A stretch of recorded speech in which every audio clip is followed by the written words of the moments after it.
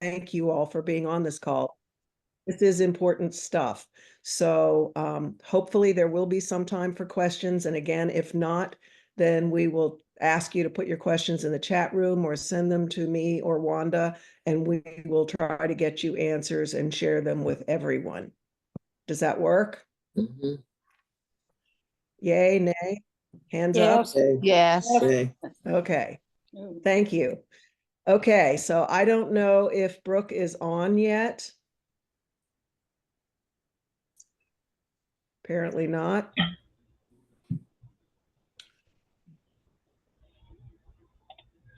Hi, this is Liz from the Comptroller's office. She should be on in just a minute or two. Just allow her a little extra time. She had school drop off this morning. What? She's a mom? She is. She can do it all.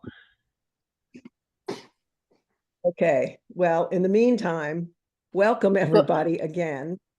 Okay. Good morning. This is Kathy Kane from Baltimore City. Hi, Kathy. Thanks for joining us. Looks like we have a pretty good representation. Hopefully you can all stay on until the end, because our illustrious vice president will have a door prize, I believe. Look at her. She's ready to go. Got 100% of what they want. Not even me, right? We're going to be put in a better spot, and we're going to. Somebody needs to mute. Okay, I see she's around Florida with the latest on what happened last night and what the message is today. Aisha, good morning to you. Okay, let's everybody try to mute. Thank you.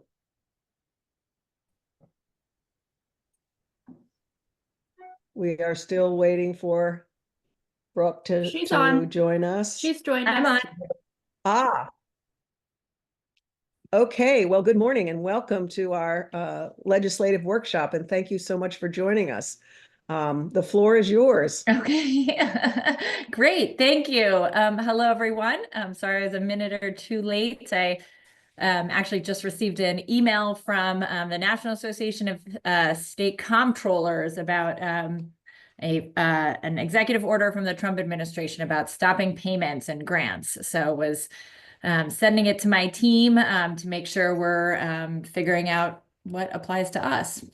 So lots going on these days, but good morning, good morning. It is such a pleasure to be here with all of you. As a public school graduate and a public school mom, I have to start by saying thank you for all of your amazing leadership and work. So for those who don't know me, as you can see on the screen, my name is Brooke Learman. I'm honored to serve as the 34th Comptroller of the state of Maryland. I'm the first woman to hold this position. But by training, I'm a civil rights and disability rights attorney. As I mentioned, a proud Maryland public school graduate and Baltimore City resident and Baltimore City public school mom. And before becoming comptroller, not only was I practicing law, I also had the honor of serving as a member of the Maryland General Assembly, representing District 46 in Baltimore. That's all the neighborhoods around the water in Baltimore, from Brooklyn to and Curtis Bay to Highlandtown and Locust Point and Federal Hill and so on. So, but now as comptroller, I'm one of 3 independently elected statewide officials in Maryland, along with the governor and the attorney general. So today I thought I'd talk to you a little bit about my role. The Office of the Comptroller is a little bit of a mystery to most people. And I wanted to make sure, as leaders in your communities, that you understand what this role is and why it matters and why it's important. And then talk to you a little bit about the state's fiscal situation. So the Office of the Comptroller in Maryland is a really unique statewide office. No other elected state officer in the country has the wide-ranging duties and responsibilities that my agency does. I like to talk about my role in 3 parts. First, I'm like the elected CFO of the state. I see every dollar in and every dollar out. As comptroller, I sit on several really important financial boards and many boards throughout the state, including the Board of Public Works, along with the governor and the treasurer, where we oversee state procurement. The State Retirement and Pension System Board, where I'm the vice chair and the treasurer is the chair, and the Board of Revenue Estimates, which I chair. And I serve as an independent voice on these boards because I am independently elected. So ensuring my job is to ensure that we're getting the best value for our tax dollars, that we're focusing on open, accessible, and transparent processes for everyone. And then third, I serve, as many of you know, as the state's revenue administrator, working with tax collection and refunds and determining how to implement the tax policy that the governor and the General Assembly pass. Last year, we collected more than $17 billion in gross income tax revenue, and we processed more returns than I think we had a record 3.4 million returns, and so it was, I think, a record last year.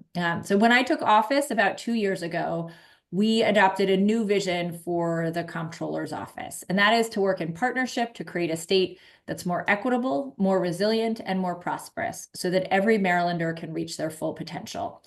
So I lead a team of almost 1,300 people who use their resources, skills, and expertise to create this equitable and accessible, a more equitable and accessible government, and to strengthen our state's economy. So to work toward this vision, we have three key overarching priorities. One, to implement critical agency-wide improvements to help state government work better. Two, to reimagine how the resources and expertise of the office can make a positive impact on Maryland families, communities, and businesses. And number three, to ensure that Maryland is well positioned for responsible long-term economic growth and success. So on those first two, I'll just give you a quick examples. So for the first one, making government work better. An example of that is this year, this tax season, which started yesterday. We're proud to be partnering with the IRS and a nonprofit called Code for America to offer direct file to Marylanders. So direct file is a better way to file your taxes. We think about 870,000 Marylanders will be eligible to use direct file. It is a free, secure, online way to file your tax returns. And it's for both federal and state taxes. So direct file, we're really excited to be offering to people and hope that many Marylanders check it out and are able to use it. Second, on that second core priority, making sure our office can have a positive impact. And part of that is making sure our office is available to people. And one way we do that is by going out into the community. I created an Office of Public Engagement, and that office, it's not big, it's like 4 or 5 people, but it goes out, they table at events, they work with nonprofit partners. We held a large nonprofit conference last year with 300 nonprofits to talk about how to become more independent, how to work across government, with the government, how to build sustainability into our organizations. So we're really trying to be out there and be helpful to small businesses as well. On that third piece about making sure that Maryland is well positioned for long-term economic growth and success, I was asked to share a little bit more about that today and to share some insights into the state budget and revenue projections from my perspective as chair of the Board of Revenue Estimates. So first, just to, you may have heard, Maryland is experiencing a significant budget deficit. We have about a $3 billion deficit in FY26, and we have a structural deficit in the out years. And that has lingered for the better part of the last decade, although the COVID funding from the federal government sort of papered over that deficit for quite a while. We're now facing frankly, one of the worst budget crises in at least 20 years. And so it's a huge challenge. It's a huge challenge for our governor and for the General Assembly. And how we get to a deficit, of course, is by spending too much and having too little come in. And so there's sort of two arms that you can look at. You can look at both how much you're spending and then how much you're bringing in. So that brings me to point 2, which is that I chair the Board of Revenue Estimates, and our agency houses the Bureau of Revenue Estimates, or the BRE. That's the team of economists that's housed in my agency. They produce an economic forecast and revenue forecast for the state 3 times a year, and they utilize, the most up-to-date information they have.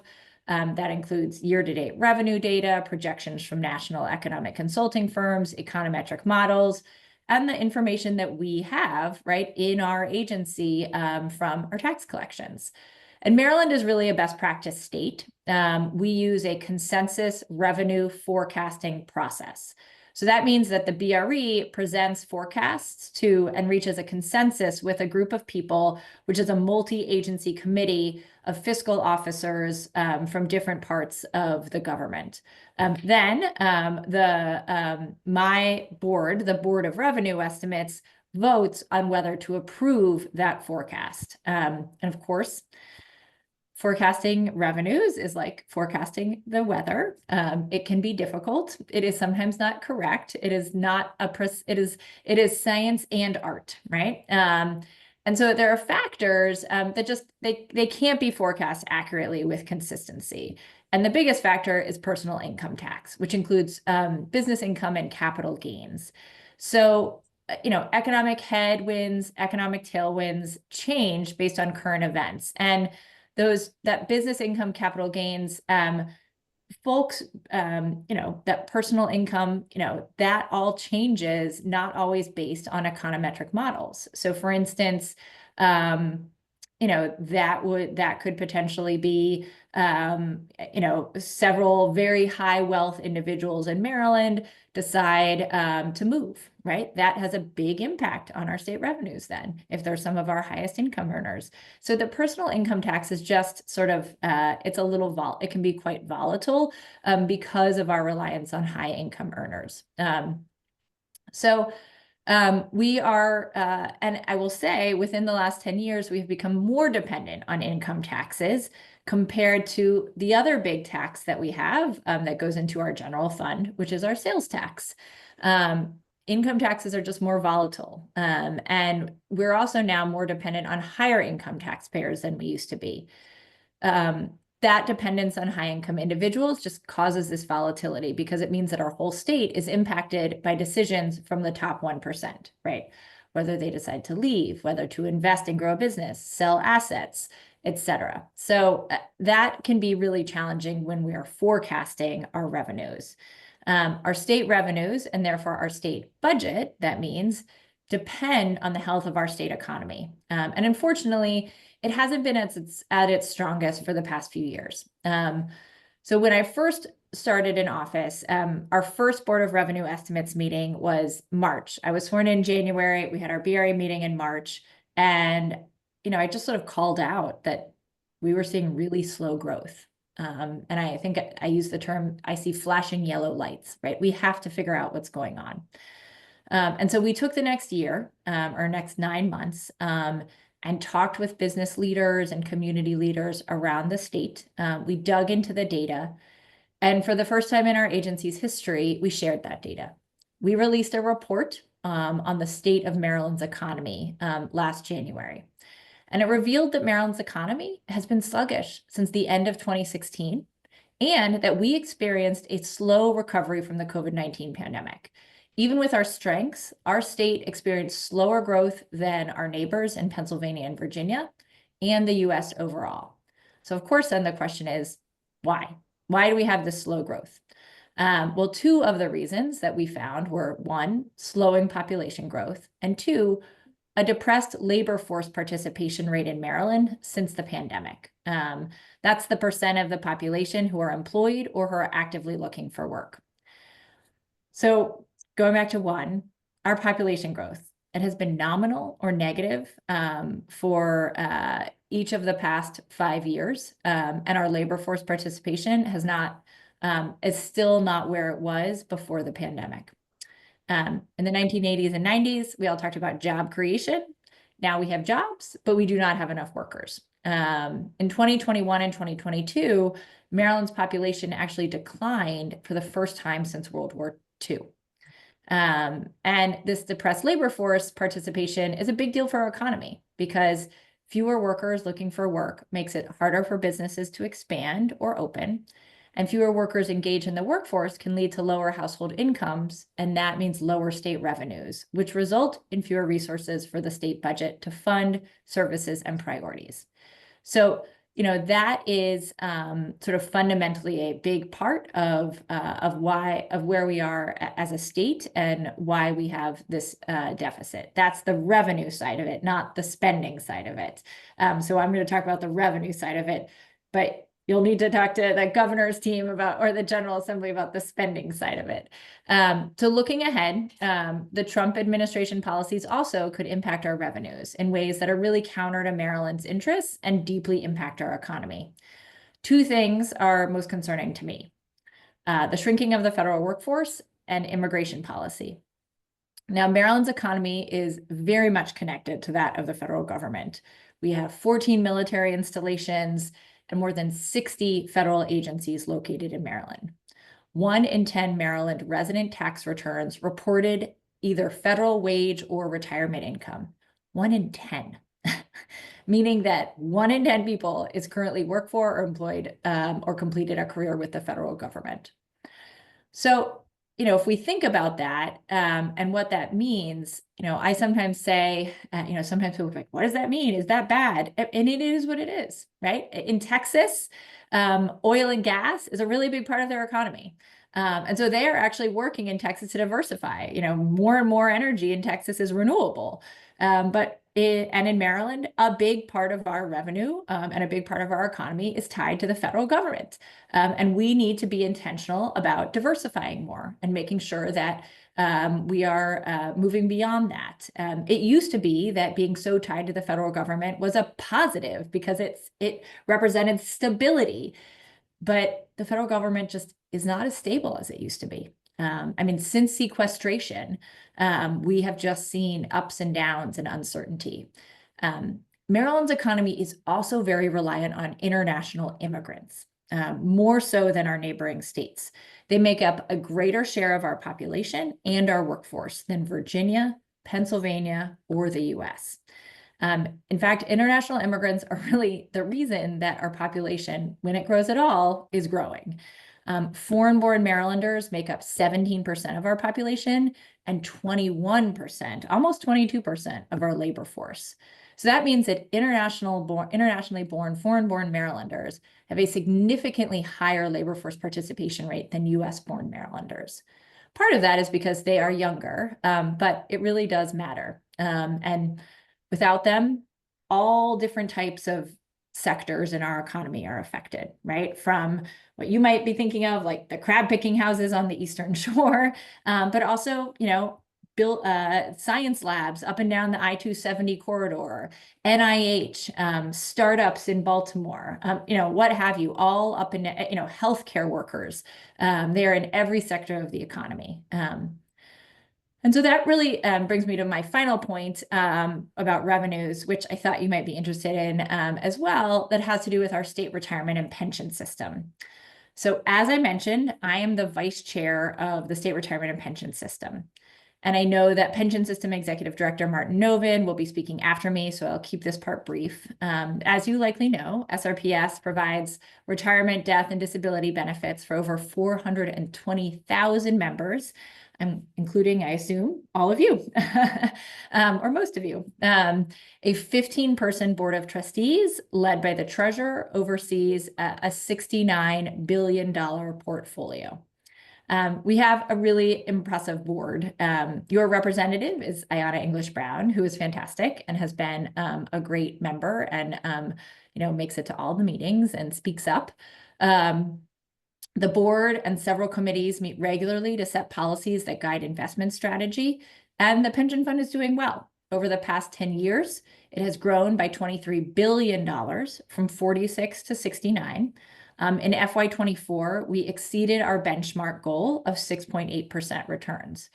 We are currently 77% funded. The national public plan median is 74%, so we are above average in that respect. Our CIO, Andy Palmer, recently announced his retirement, So over the next few months, we'll be working hard to find his replacement, someone who will continue to prioritize our members' best interests and deliver hard-earned retirement benefits to Marylanders under our leadership.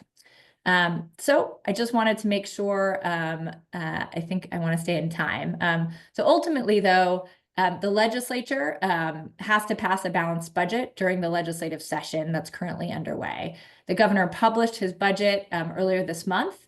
Now the General Assembly has it, and they will work over the next 80 days to pass that balanced budget that reflects the priorities of our shared constituents. So that's a little bit about what's going on in the state and our revenue picture and how my agency contributes to that. Thanks so much for having me today, and I'm happy to take a few questions before turning it over to Tammy. Thanks. Okay, thank you very much. Does anybody have any questions?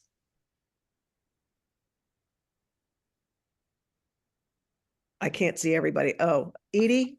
Yeah, I have a question. And listening to everything you say, and I'm a native Marylander, so and where I grew up was a very wealthy location in Maryland, but I'm not so wealthy myself.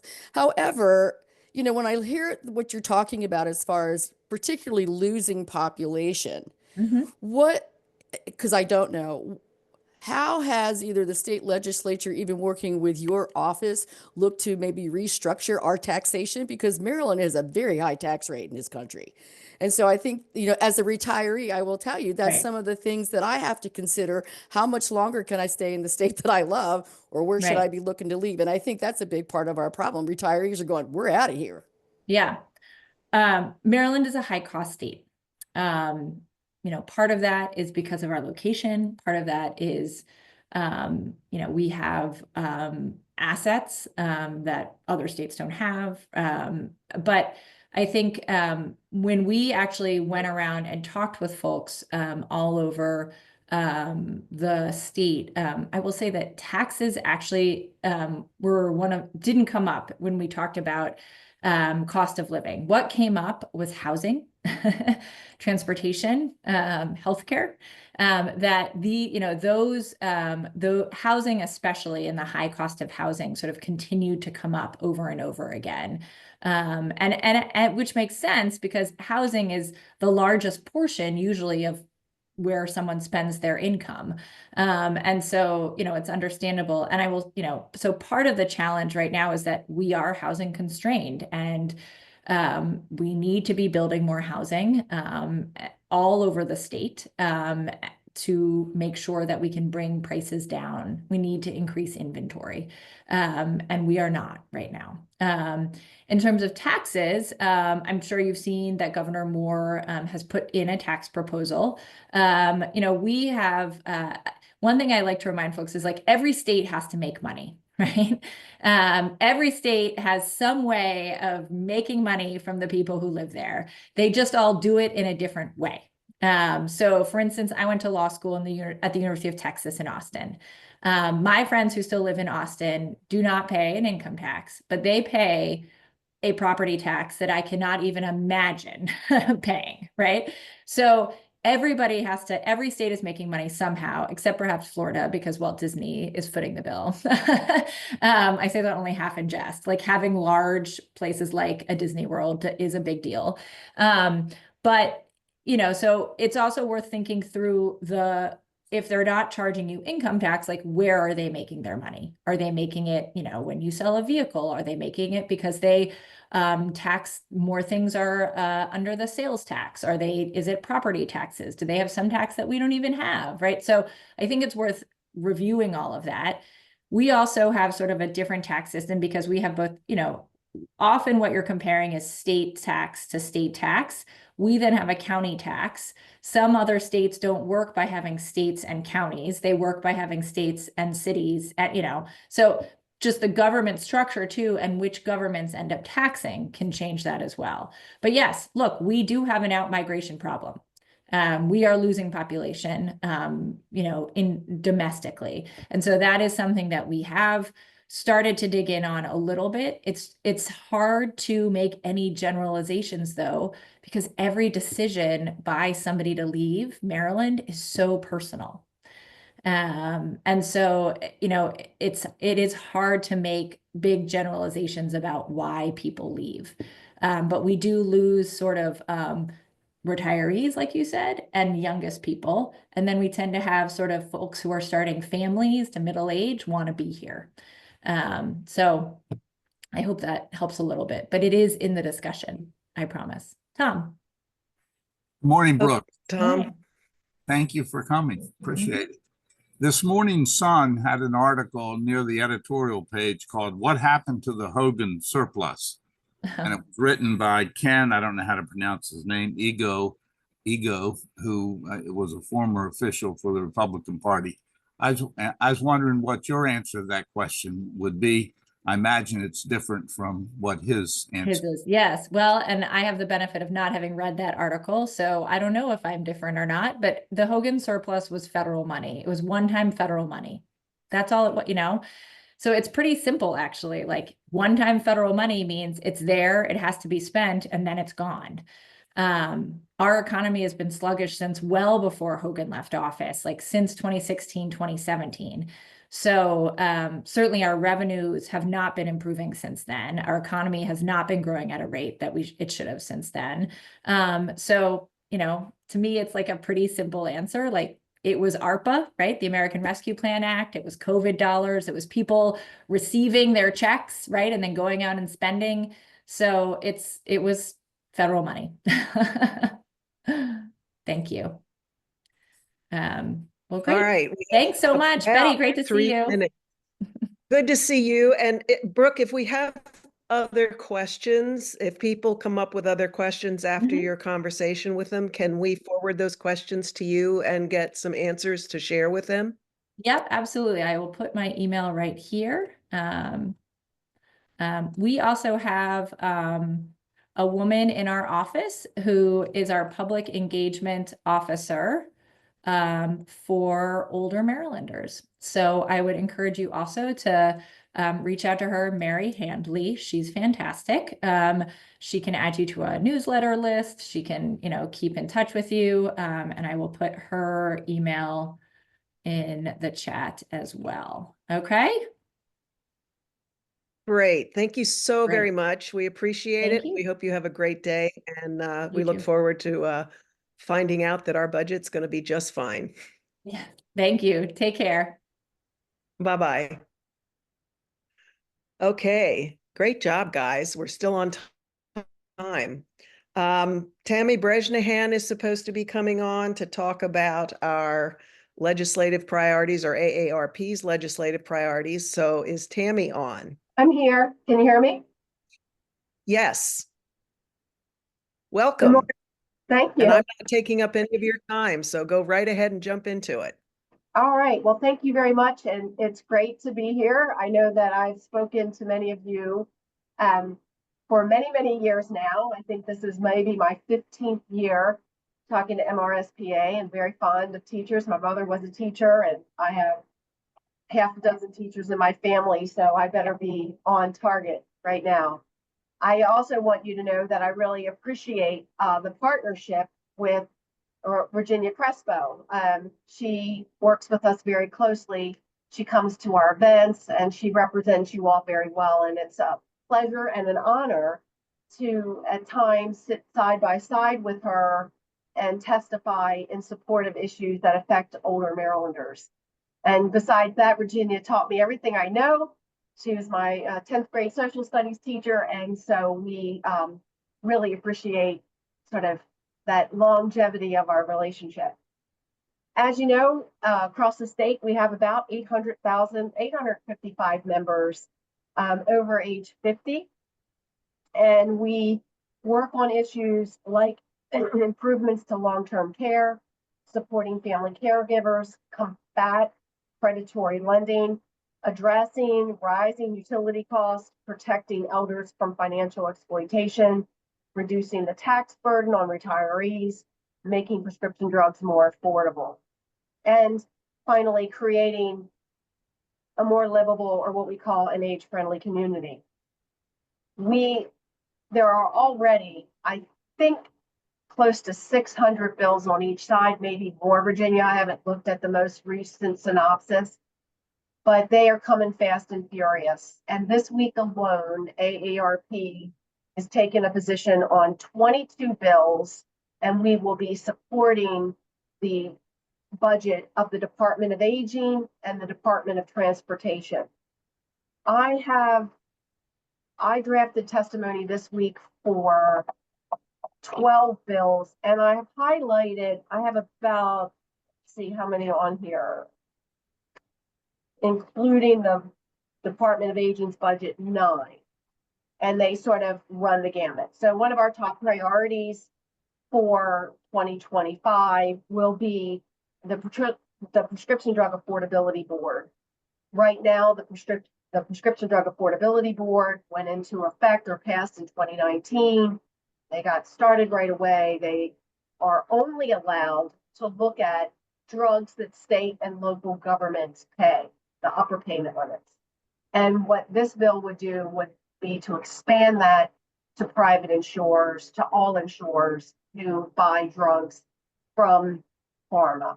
And so that's going to be one of our top priorities. We know that we have a large group of people between the ages of 50 and 64 who are not on Medicare, who pay either off the exchange or through private insurers. And we want to make sure that not only can they afford their drugs, but can they, they have that extra money to retire on. We are also supporting a multitude of bills around long-term care. One that I've been working with a coalition from Montgomery County is Senate Bill 376, House Bill 429. It is expanding the delegation of authority for nursing home inspections. If all of you read the newspaper, in June, 4 nursing home residents filed lawsuits against the state because Maryland actually ranks almost at the bottom, if not the bottom, for nursing home inspections. And we all know that we have loved ones, or any of us, if you have a surgery, or if you have a stroke, or if you need a hip replacement, you all go to a rehab, which are usually in the same building as a nursing home. We want to make sure that those folks are getting the most care. So this bill would allow Montgomery County specifically to pay for additional inspectors.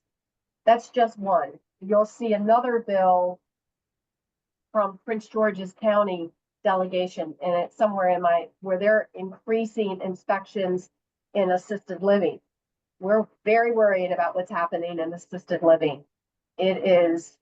People are paying up to the amount of around $18,000 a month to live in assisted living. And that number really represents people that are also getting memory care. That doesn't mean that they don't also need additional care, because a lot of those people, in addition to paying for memory care and their board, at the room and their board at these assisted living, they sometimes are even asking like a caregiver to come in, like a paid caregiver, in addition to what's offered at the assisted living. And so I've been very concerned about what assisted living, how they say they provide memory care, but there really isn't a definition for memory care in Maryland law. So we are thrilled that Montgomery County, sponsored by Senator Kramer and Delegate Cullison, is issuing this inspection bill in Montgomery County. You will see the Prince George's County delegation is putting in a bill that will require inspections. The Attorney General has a couple of bills. One that will increase, or that will allow videos in common areas in assisted living and nursing home, which we think is a one way to make sure, monitor, and track what's happening in assisted living. You will see the Attorney General has a bill that increases criminal penalties if a caregiver or someone that's taking care of an older, vulnerable, disabled individual steals from them or exploits them in any way. So they're expanding the criminal penalties. We are also supporting a bill that Senator Love put in, SB 347, Adult Protective Services Reform, where it actually, you'll see 2 bills that deal with adult protective services. One from the Department of Human Services, I believe that's House Bill 248. They are allowing adult protective service workers to talk to and exchange information when they have doing an investigation with healthcare workers. You know, because a lot of times exploitation and abuse is found by a healthcare worker. Currently, the state who does those adult protective services investigations through the local counties, they cannot exchange information with healthcare providers. The same thing with federal employees. We're so close to the federal, to federal offices and, and military installations. If the adult protective service worker needs to get information, there's a prohibition about exchanging information with federal workers. So we feel like that this gives them more leverage to investigate these crimes against older individuals, specifically around, exploitation and abuse and neglect. One bill that we've been working on for the last couple of years, it's telehealth. We know that one of the positive things to come out of the pandemic was allowing doctors and nurses to communicate with their patients via telehealth. And so Senate Bill 372, which is sponsored by Senator Bidel, extends that provision. Currently, there's been a sunset provision on it in, let's see, if my notes say 20, 21, 22, and 23. And now telehealth, it's just telling the insurers, if someone has a telehealth appointment, whether it's for a doctor's appointment or a behavioral health appointment, that it should be paid for by insurance if they receive some kind of treatment. So we want to make that easy for individuals, because we know as our population ages, sometimes it's harder to get to the doctor.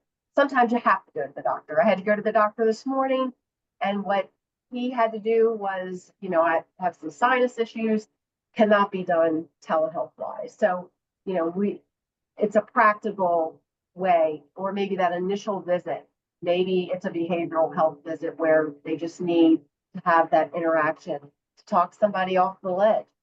So we're very supportive of telehealth. Something that's come up across the country is cryptocurrency. How many of you are familiar with crypto? Couple? One of the things that you may have noticed is cryptocurrency through a kiosk. There are kiosks. So take Anne Arundel County alone. In Anne Arundel County alone, there's about 259 kiosks for crypto. And have you ever seen a crypto ATM? Anybody? Yeah, they're in the Royal Farm stores. They are in all the small convenience stores, in the larger grocery stores. And one of the things, now I haven't heard of any stories in Maryland, but my Nebraska counterpart worked on some cryptocurrency kiosk legislation last year that would put regulatory requirements around these kiosks. And one of the things that happened with the Nebraska case is an older person got a call from what they thought was their bank. And their bank was telling them that their money was at risk, that they needed to remove their money from their bank and put it in cryptocurrency through an ATM. And what this woman did is she withdrew all of her money from her local bank and deposited $60,000 into a crypto kiosk, never to be seen again.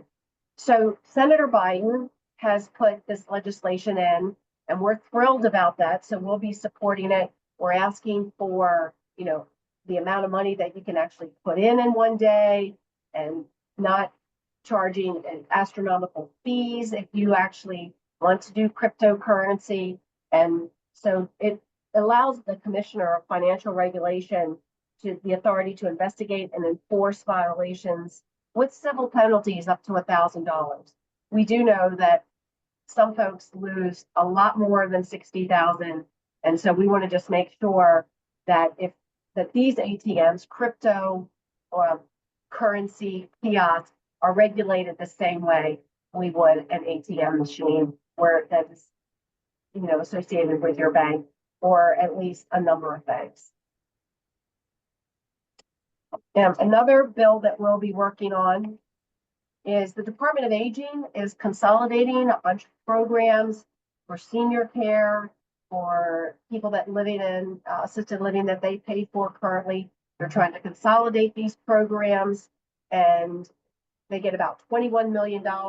And these programs are to keep people out of institutional care. And we supported them doing that with a provision that their local area offices on aging would be included in the transformation of these programs, and that anybody that is currently in one of those programs would be held harmless and would not lose their placement. So we are hoping that that happens. We're going to continue to watch the legislation and speak with legislators before they actually put the final stamp on that piece of legislation. The other bill from the Department of Aging is Senate Bill 223, House Bill 158. And you may have heard of a program called the Senior Call Check Program. It was sponsored by Senator Kramer in 2017, where somebody would receive a robocall to see if they were okay. And the department did some studies. They didn't seem like there were a lot of people that were participating. So they are now trying to use that program as like the baseline and call it the Social Connection Program, which establishes a program to diminish social isolation and bolster community involvement, where somebody would actually get a call from a live body. And that could also be from a senior who is living by themselves. So they feel like that the program with these changes would keep more people included and connected. And they're going to partner with entities to provide group activities like volunteer services and enhance mental health and combat. So we supported that. We supported it straight up. They had a little problem in the Senate with Senator Kramer, who, like I said, sponsored the initial legislation and is pretty proprietary as far as the senior call program. And I'm not sure that he was real thrilled that they were amending the statute to change the name of the senior call program, but we will see as we move forward into the session. And then the last one is House Bill 378, and I kind of spoke to that a little bit with assisted living inspections, where the Prince George's County delegation are asking that their Prince George's County assisted living, now this is a little bit more extreme than even I would think, be inspected every 60 days. Now, I don't know if many of you know, but there are over 2,200 assisted livings in the state of Maryland, and I want to say around 222 nursing homes. And a lot of times, these facilities look a lot alike. They have the same people, but assisted living are regulated very loosely. I mean, prior to the most recent assisted living regs, they really only looked at is the building in compliance? Is it safe? And they didn't really look at staff to person ratio, medical staff. They didn't make their director have a licensure. So all of these things are relatively new, because assisted living are taking more and more folks who are disabled and or have an issue that they need with help with more than one daily living activity. So did I go over my time? I know I have a lot to talk about. I'm sorry. You're at your time. Okay. Sorry. That's okay. We know there's a lot going on. Yes, it is. So Um, I didn't mean to take and up my whole time. if That's okay. If anyone has any questions for you, is there a way they can get those questions to you, or can we get those questions to you? Well, first of all, Virginia, I think even knows where I live. But I'm going to put my email in the chat for any follow-up. Okay. Great. Okay. Thank you so much, Tammy. All right. Thank you guys and good luck to you. Thanks for joining us. And now I think we have our own legislative guru, Miss Virginia Crespo. It's all yours. Okay, thank you. Well, with such a nice shout out from Tammy, I do have to say that working with her is fantastic. She's got more energy than the Energy Bunny and has created with AARP a uh, very good group that gets a lot done. In fact, they're recognized nationwide as being one of the best AARP legislative groups, and they bring in a lot of expertise.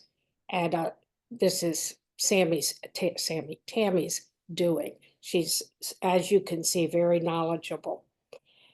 And we do work closely with AARP because, as you can tell from what Tammy just said, there are many issues that we share, and wherever possible, we work together on them. Now, I would like to say, have Heidi, if you can, to put our priorities up just for a moment. Each August, the legislative committee gets together and we discuss our priorities. And this is the result. And you can see that there are a number of areas that we work on, and they're in order of importance, with the pension being first, healthcare, and then issues, safety, education, issues, especially because most of us are in the category of seniors, but also civic participation and different things that we believe are important. Now, if you want to actually study these, they're on the website, and you may have already received a copy of them.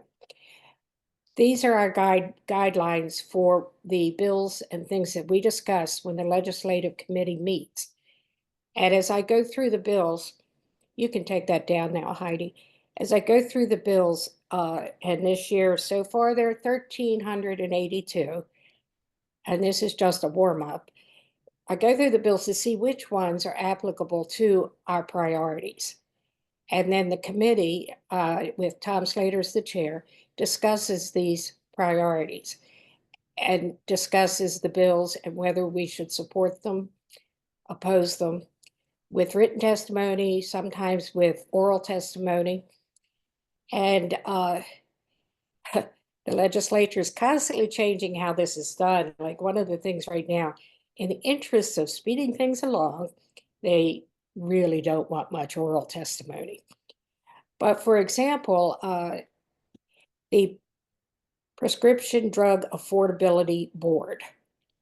This is one of the things that we have supported for a number of years, along with AARP. When it first passed, the governor vetoed it. They overrode the veto. Then he didn't want to appoint people to the board, so they couldn't meet. Then the next year, he didn't want to spend the money that was allocated. But it finally actually got to working. And they have since come up with 8 drugs that they're focused on in terms of the affordability for the state of Maryland. The bill, it's a bit of a pilot in that it only applies to state and local government employees. So as Tammy said, one of the things we're trying to do this year is to expand that to all the citizens of Maryland. And I will be there at the hearing. The panel, we will have panels who will testify, and then we will also have people who are there to say, yes, me too. And sometimes that's the role that we play. And that's why I really like working with AARP and particularly working with Tammy. But just in general, as has been said, this year is a tough one because of the $3 billion structural deficit. And as Comptroller Dearman said, this has been in the making for years, but was covered with the extra money coming from the federal government because of the pandemic. And now that that money is gone, hard decisions have to be made. Governor Moore has discussed his budget plan. He says that there's no increase in the sales tax or property taxes, but he does intend to overhaul the tax system with changes that might result in tax decreases for many and increases for the wealthiest Marylanders, and a decrease in the corporate tax. And I think one of the things that Comptroller Ehrman explained is that we're always weighing the cost, the tax burden on citizens and the tax burden on the wealthiest and the corporations, because we have to keep the corporations and the wealthy here in Maryland. So it's always a balancing act that is difficult. He does propose broadening the sales tax to include some services and other items that are currently exempt. But he's also developing broad proposals to try to bring more growth to the Maryland economy. Comptroller Lehrman's initial report that she mentioned was a real wake-up call to the legislature to about where we are with the economy in Maryland and what we need to do to get ahead. One of the concerns we've been following the blueprint for Maryland because as retired educators, we're very concerned about the fact that that is a once in a generation way to improve education in Maryland. The data already supports the fact that it is improving things. It's been in place for several years. The money is there for the next couple years, but the long-term cost has to be dealt with. The governor's proposal is included in Senate Bill 429, Excellence in Maryland Public Schools Act, a very complex bill that includes delays and reductions to some programs, such as collaborative time. Some resources will be reallocated to improve the pipeline because there simply aren't enough teachers. We have a teaching shortage in Maryland. And we know that some adaptations and tweaks will be necessary. And the committee will be keeping an eye on those things to see which ones we can live with and which ones we cannot live with. While as I said, there have been almost 1,400 bills presented so far, and we expect that number to rapidly increase over the next few days. The committee has set written testimony on several bills already. Regarding elections, these bills in particular are just reruns from previous years.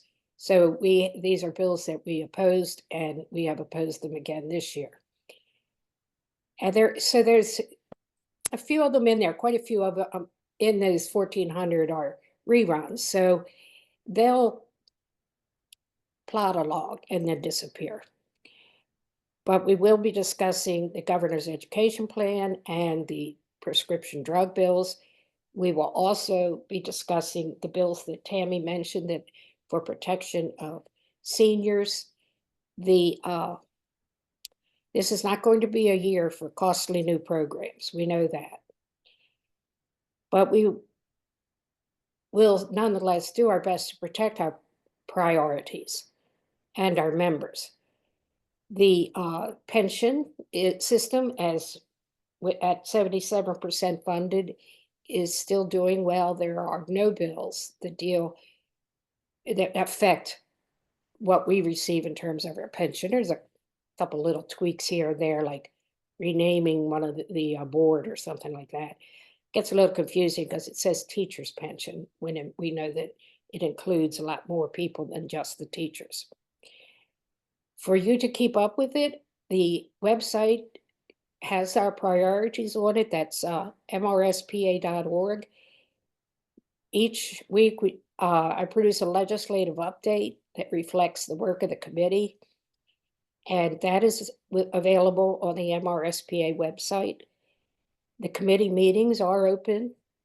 So if you want to join in, you're welcome.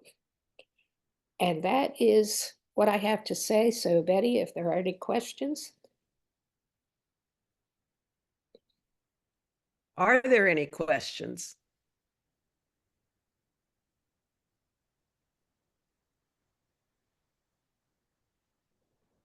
I don't see any. All righty. I have to say, folks, we are very, very fortunate to have Virginia doing this. She says every now and then it's a passion of hers, and she's been doing it for years. And I know she's been doing it for years because I've been around for years, both retired and not retired. But she represents us extremely, extremely well, and she puts a lot of work into this. I suspect most of you know how to get a hold of Virginia. If you have other questions, or Tom Slater, who is our chair of our legislative committee, you can probably email him as well. But in terms of covering priorities that we have established as ours and keeping people posted on how it's going and asking members to write letters of support or opposition, or just monitoring bills. It's a really important part of what MRSPA does. And Virginia, I greatly appreciate the work you do and how well you do it. So thank you very much. Thank you, Betty. We appreciate it. You're welcome. So we're actually about 3 minutes ahead of schedule. Our next guest is Allie Carter Kavanaugh from Congresswoman Sarah Elfreth's office. And I don't know, is Allie on?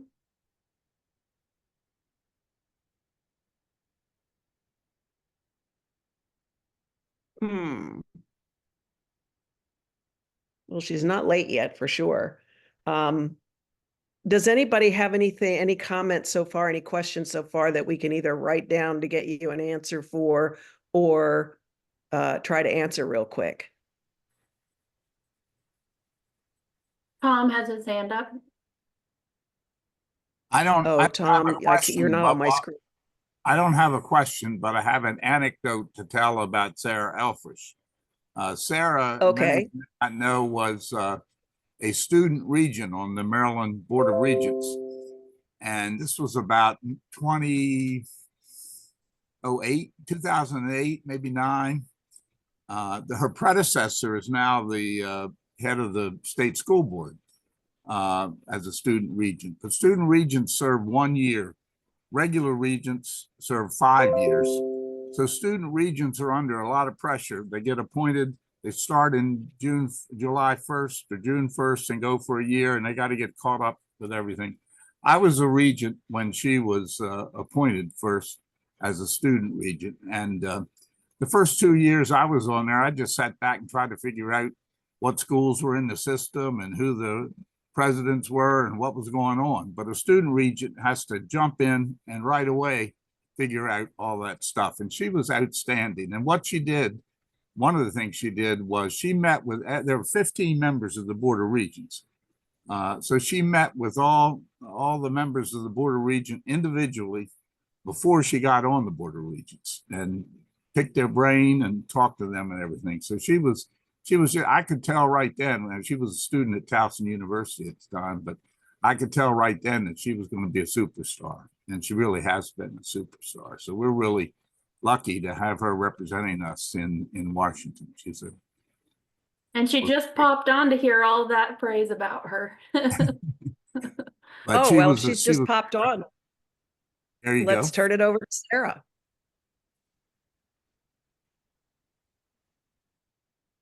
At least I believe she did.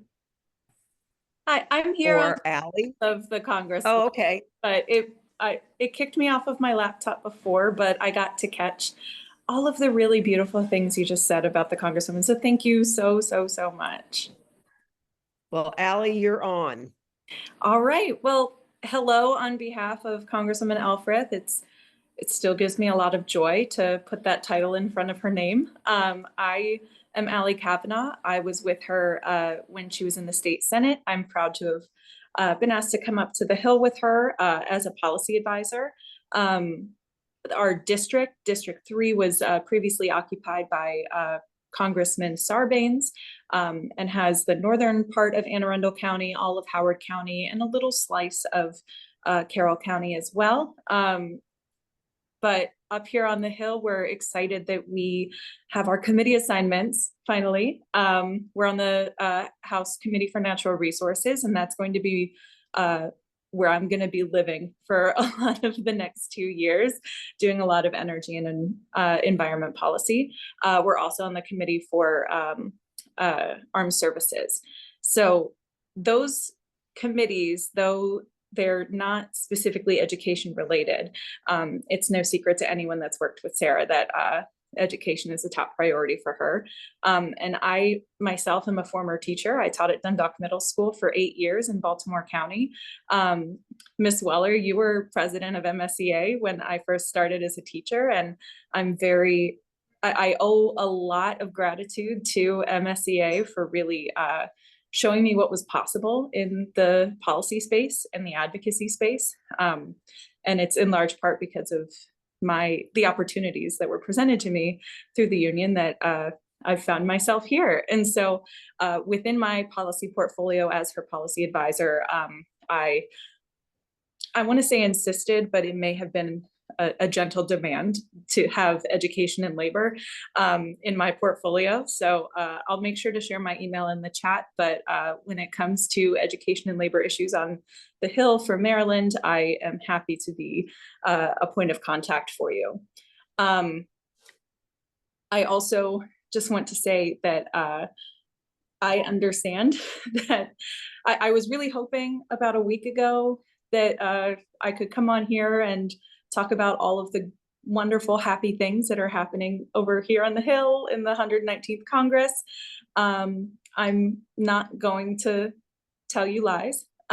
It's a challenging time over here. We have the benefit of having their playbook in hand. Project 2025 that is their plans, and they are sticking to it. So we know the roadmap that they've put ahead for us. If you've seen in the news today, there is a new freeze in a lot of federal funding, including grant funding and some federal benefits. It's kind of back and forth right now. We're hearing some reporting that SNAP is impacted by that, some reporting that it's not. And just so you know, the White House is hosting a presser at 1 o'clock today on that. So unfortunately, we in the congressional space have not had communication on what this freeze means. So we are learning right alongside with you, which is, I'm just imagining learning the content as I'm teaching it, and that gives me flashbacks to my classroom and makes me panic a little bit, but we're going to figure it out. We also know that the nominee for Secretary of Education is uniquely unqualified for the position. I taught middle school, and I broke up a lot of fights when I taught middle school, but that being tied to the WWE does not qualify for the Secretary of Education. That's the only thing I can keep thinking when I see her name pop up. But there is some hope. I know that the levers of power that the Democratic Party has right now are relatively limited because we're in a Republican trifecta in the House, Senate, and the White House. However, we know that if anybody can get stuff done, it's teachers. And so a couple priorities that we're looking at this moment. One is unfreezing that federal funding. We know that communities rely on that funding, nonprofits rely on that funding, and our students and educators and their families rely on that funding in order to get by and be okay at the end of the day. So right now we're fighting to get information on that, and we are putting our full weight behind getting that funding restored. Additionally, protecting Title I and Title IX funding and the provisions that are within them. We know that those are put in place for the purpose of equity, for the purpose of a high quality education for every child, regardless of their zip code. And we also know that there are protections for individuals in the education system. And so we're really committed to fighting that. But my ask for you, and I want to spend most of this time, honestly, just opening it up to questions. But my ask for you is to approach the noise and the distractions and the information coming at you from the news like it's your classroom. We all know that there are going to be kids that are going to shout out, they're going to toss a pencil, they're going to do some things to try to get some attention, but the learning can continue despite that. We do know that there are some distractions in a classroom that require your immediate attention, and they need you to step in and step up and speak out. So a lot of this is going to be pacing ourselves. We've seen this playbook before in 2016. We've got Project 2025 in front of us. We know how they're going to move, but there's a lot of energy being put into making us tired and making us numb to it and making us feel overwhelmed and distracted by all of the different things happening. So it's going to be really important to keep our eye on the ball. And I'm saying that to myself as well, because it is a lot of noise coming at us here as well. But I'm really keeping a firm focus on issues specific to education and labor that are coming to our office, especially with just this tidal wave of executive orders over the past week and continuing. So I really wish that I was coming to you with a better projected outlook. However, I want to open it up to questions.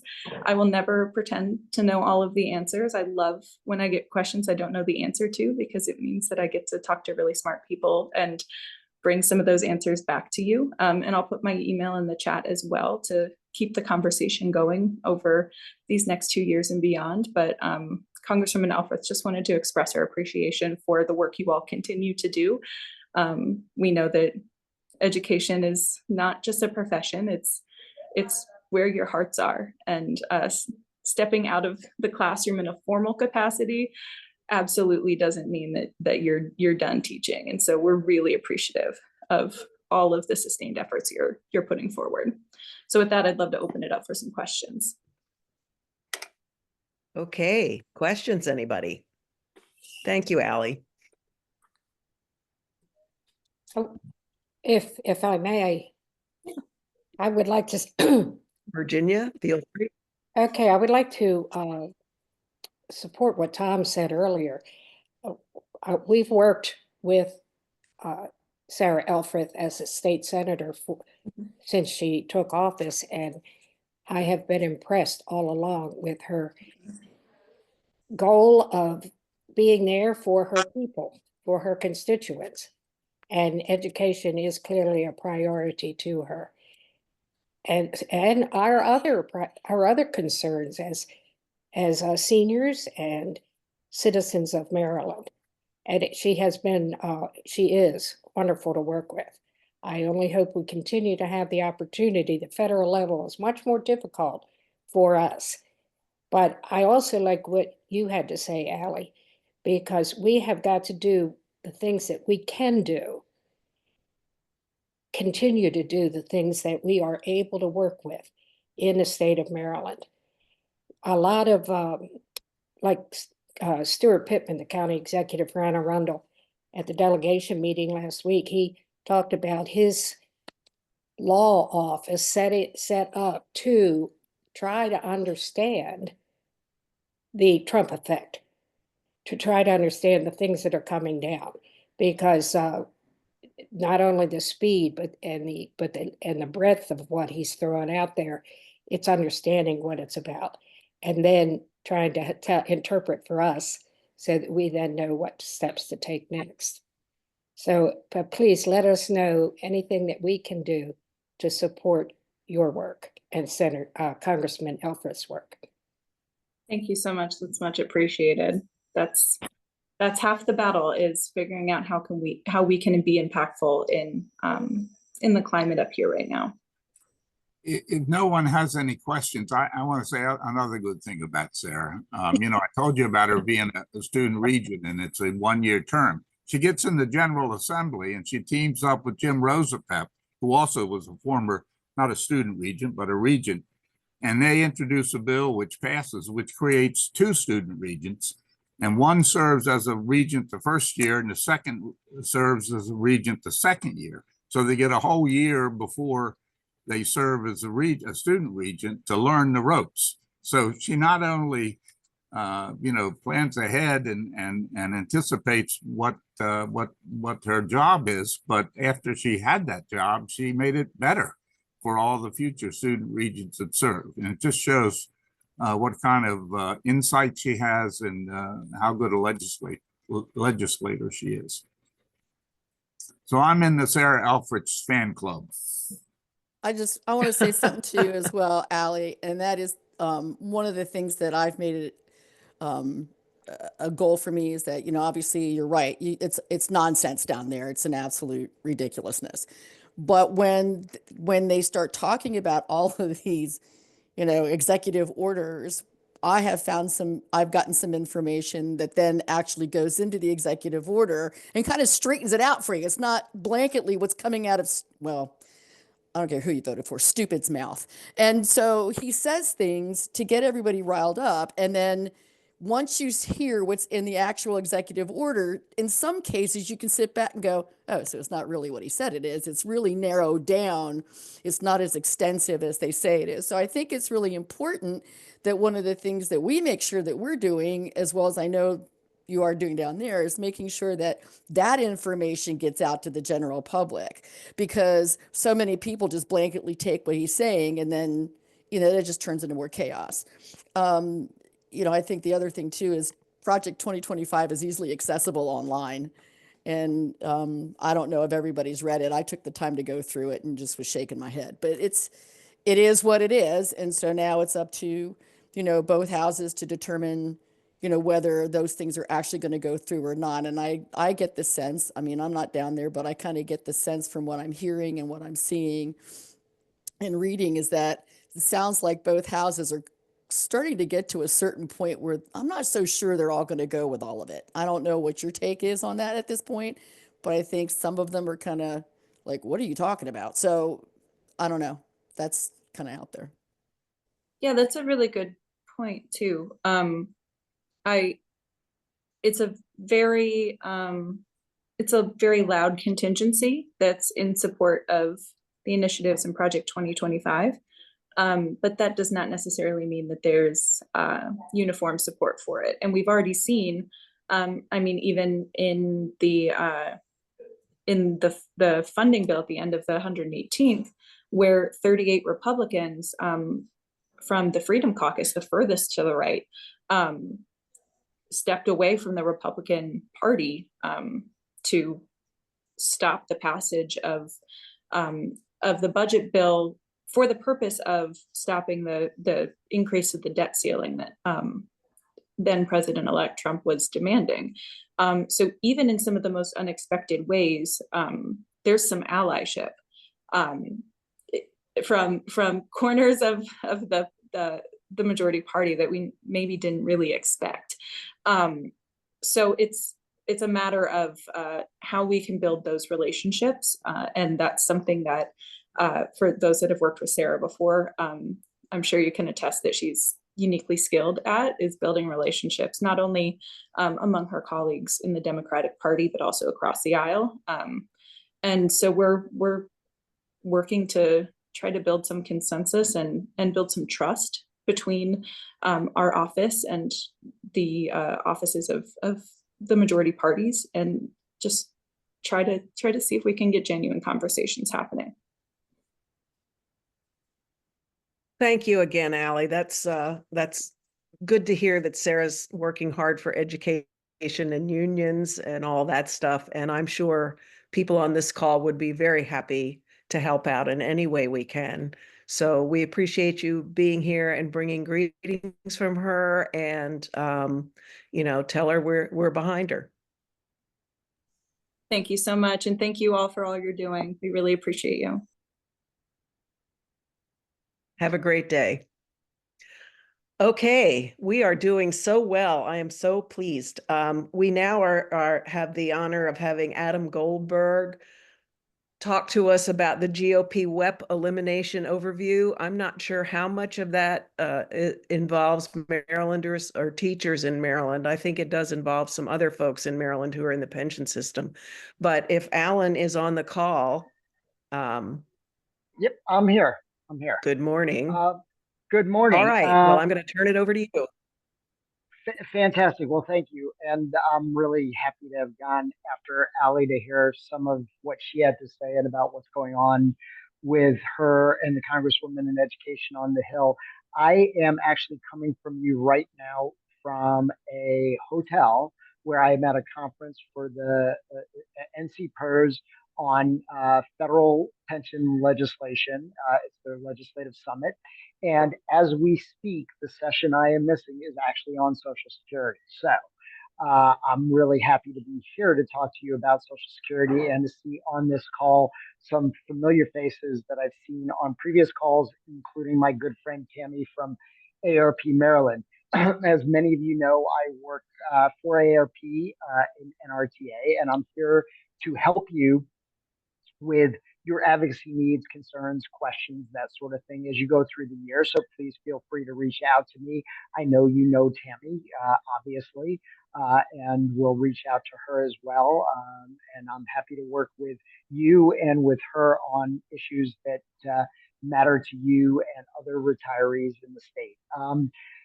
I was invited to talk about the elimination of the windfall elimination provision, or WEP, and the government pension offset program, which is known as GPO.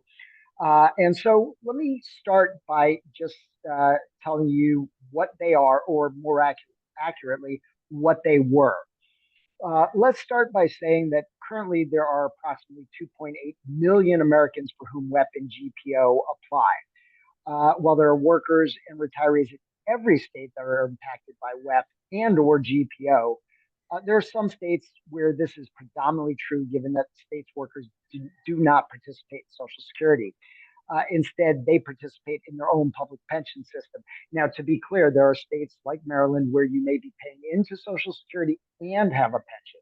But I'm talking about states where they do not participate in Social Security. So their primary retirement savings vehicle would be that pension, as opposed to, not primary, but a big one, just like Social Security is for you. Those states are Alaska, California, Colorado, Connecticut, Georgia, Illinois, Kentucky, Louisiana, Massachusetts, Maine, Missouri, Nevada, Ohio, Rhode Island, and Texas. So as you can see, I did not mention Maryland there. If your working years were in jobs that are covered by Social Security, then the changes in the law will not affect your benefits. So let's start by saying that if you do participate in Social Security and have participated in Social Security your entire career, what I'm going to say does not directly affect you. But the elimination of WEP and GPO are important, and it may affect some of you. So it's important for you to hear about this. So the windfall elimination provision reduced the Social Security retirement or disability benefits of some workers because they get public pension benefits.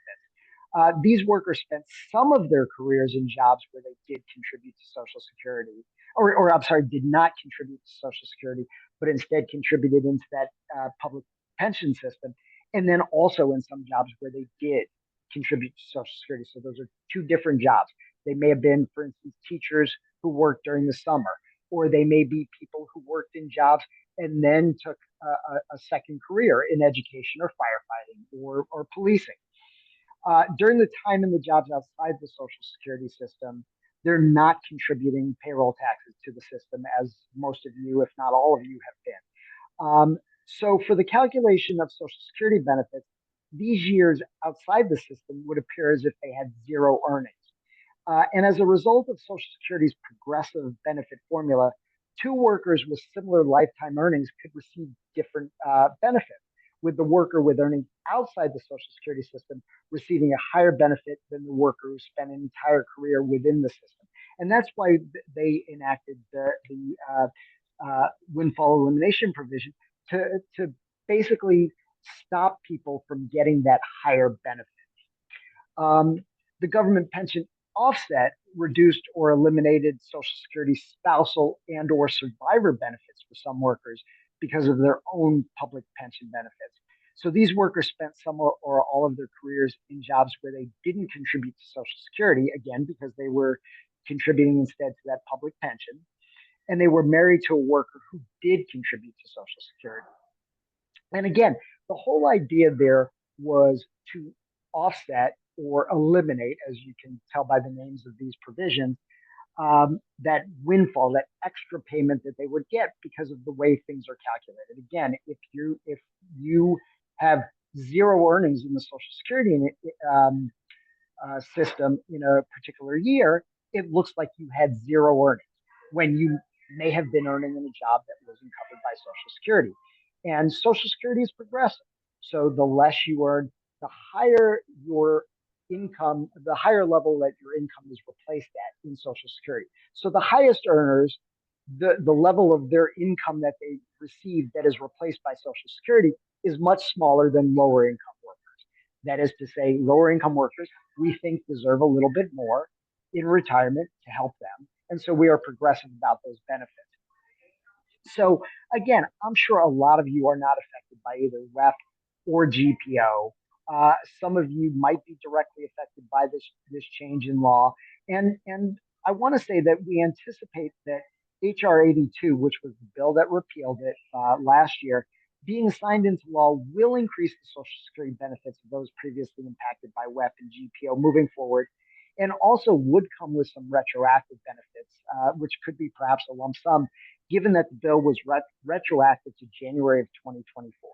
So if you are affected or have been affected by WEP or GPO, you could expect your Social Security benefits to change on a monthly basis going forward, and perhaps be getting a lump sum for the benefits you would have received in 2024.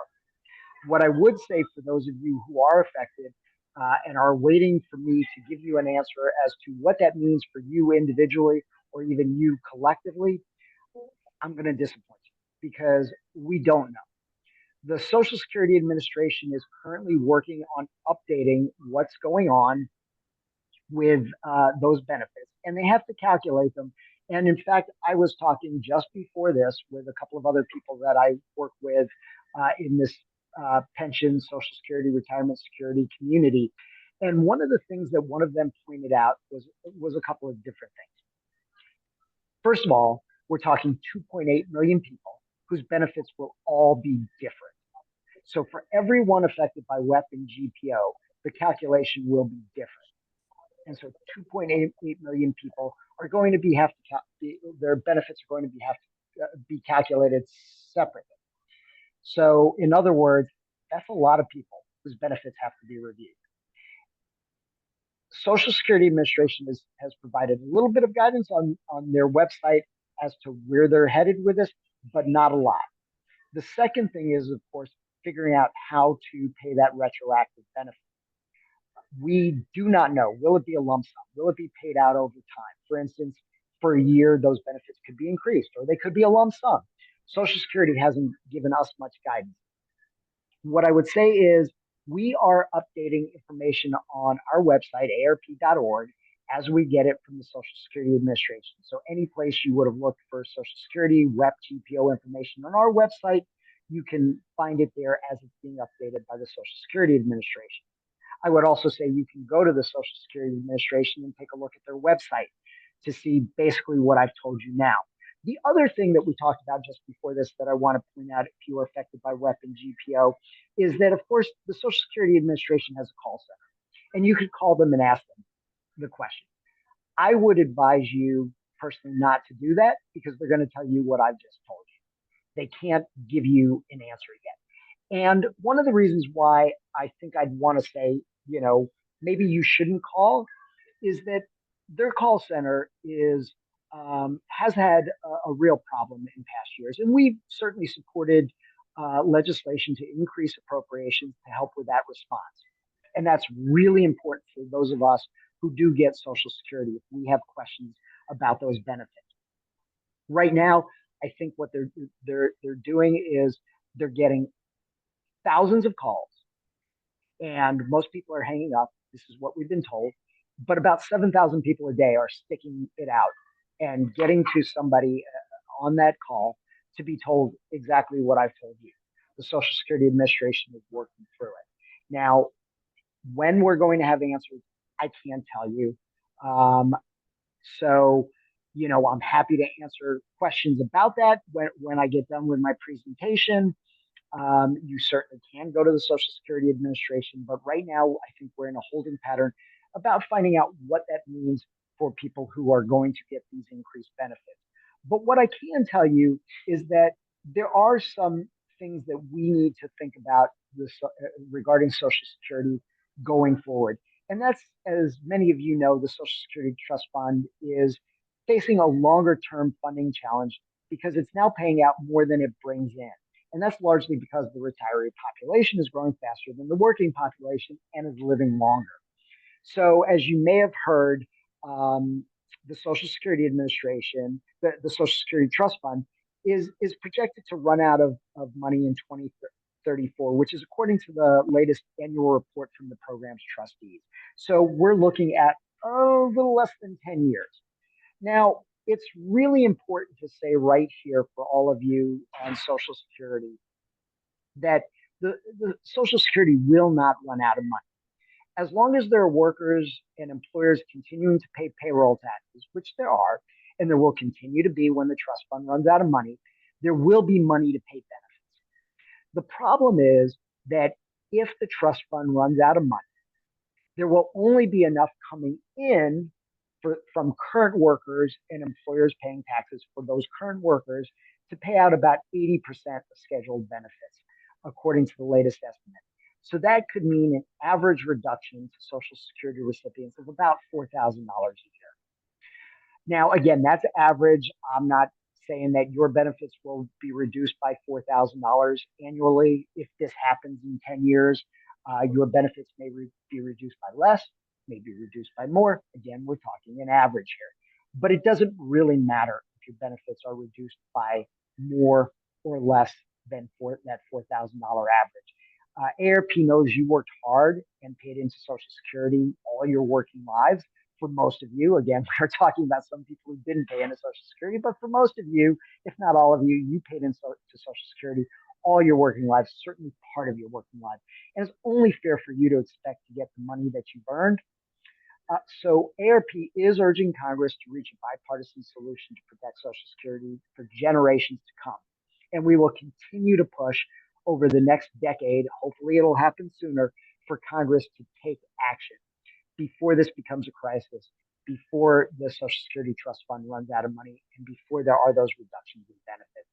Our aim is to continue to be the trusted source of information about the program, which, you know, you can find that information on our website. You can get that information from people like me, from Tammy, from AARP Maryland. We want to continue to serve as the champion in the eyes of the public to preserve and protect the program, which is something that we've been very proud of over the many years. And we want to oppose serious threats as they arise, and again, call for a bipartisan approach to solving it for the long term. And that's the way the last funding crisis was solved, by a bipartisan group of legislators who worked together to solve the problem long term in the 80s to get us to where we are now.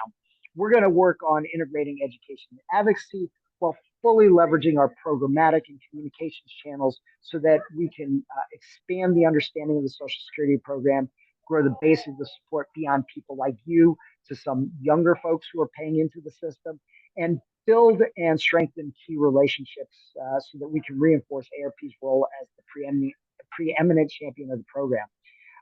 During last year's election, we activated our members and told candidates and elected officials we need a bipartisan solution to protect and save Social Security for the long term. And we will continue to do that in elections going forward. So we'll, as I say, we will continue to do this until Congress takes action. And I am happy to work with you to integrate you into anything that we do that you're interested, to make sure that your legislators know that Social Security needs to be fixed. It needs to be fixed sooner rather than later. Obviously, with any problem, it is better to fix it sooner rather than later, so that it's easier to implement the solution and is less costly. But we are looking at this program running out of the trust fund, running out of money. The program will still continue, and we will continue to fight for Social Security, not only until Congress takes action to solve this problem, but also after that, to ensure the program's stability, to ensure that the program works for you, to, as I mentioned earlier, continue to support funding for the Social Security Administration so that their lines of communication are open to you, so that they have a call center that you can call, and that the backlog of Social Security cases continues to shrink.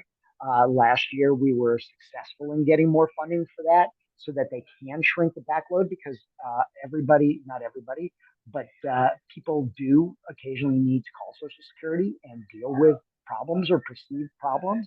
And it's good to have that caseload taken care of as soon as possible. So with that, I want to leave a little bit of time for questions about WEP, GPO, Social Security Trust Fund, the benefits. But more broadly, I want to open it up to any discussion that you want to have about the legislative issues that you're talking about today, where I can provide you some support. I know, Tammy spoke to you earlier today. I'm sorry that I wasn't able to be on to hear what she talked about, so I don't know what she was talking about at AARP Maryland this year. Of course, I've been with you before when she's spoken and heard her. And I know what AARP's priorities are, so I'm sure she spoke a lot about that. But with that, let me just open it up to all of you. And if you've got any questions for me, please let me know.